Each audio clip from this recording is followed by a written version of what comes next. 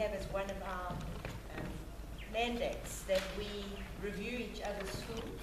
And what happens is that a team of people selected from the staff of the coalition schools comes into your school for 2 days over a 3-day period, 48 hours. You'd come in, for example, on the Wednesday lunchtime with a team.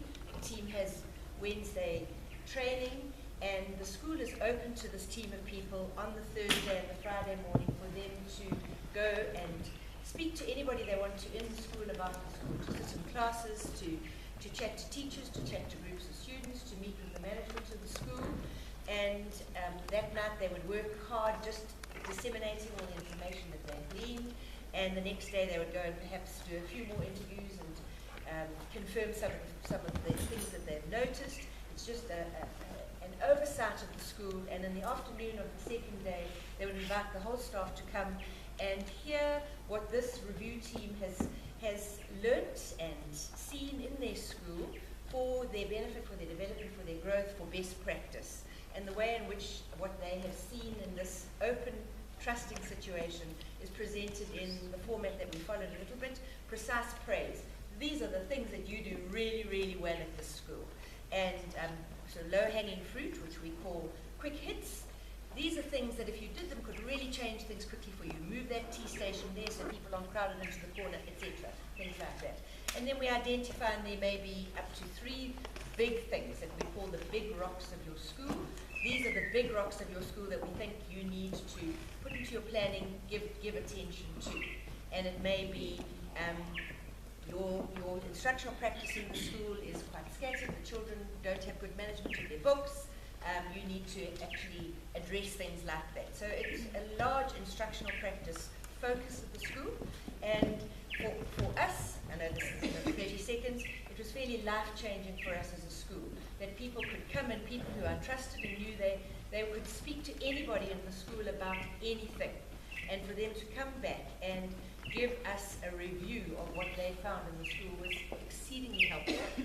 And we were then able to take those topics and use them for the development and growth of the school, to bring about change, to make our school more effective than it was previously. Good. And the next stage after doing that is to take the information that you've been given and work with it. And we then had an instrument that we developed which we called a school improvement plan, but not the traditional school improvement plan.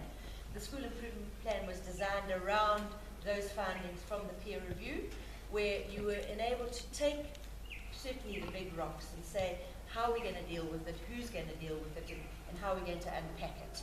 And the whole purpose of the exercise is one that involves trust, it involves honesty, it involves the ability to accept the information that a group of strangers coming into your school have unpacked, and some of it may be inaccurate. You know, in 48 hours there may be some things that they've got wrong, and that's okay, you just let those ones go.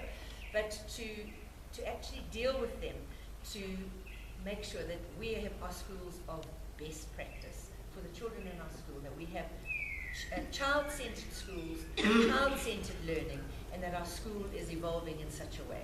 And so the school improvement plan in this coalition is something which still appears to be in fledgling stages, and if there's time at the end of the day we might do a bit more exercise around that, but it's a natural progression from the peer review. We can't have people just coming into schools and saying, actually you call yourself a school that's really good on technology, but do you know that your technology sucks? I mean, for us, we thought we were quite good, and they said, you might have data projectors in every space, you may have computers in every space, but your staff have got to learn that PowerPoints are not ICT.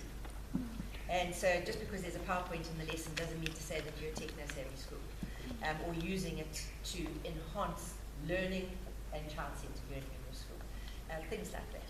So the school improvement plan, once you've done that and perhaps dealt with the things, then the ideal would be that in 3 years they're going to come back to your school and do another review. And it's not a review for you to tick and say, well done, you've done all that, but for them to say, actually, perhaps if you address this, your best practice would be enhanced even more. It's a great sharing exercise. It's a great opportunity for us to learn how to be objective in coming into spaces, no emotion attached to it, and to just say, this is what we see from just a parachute view into your school and out.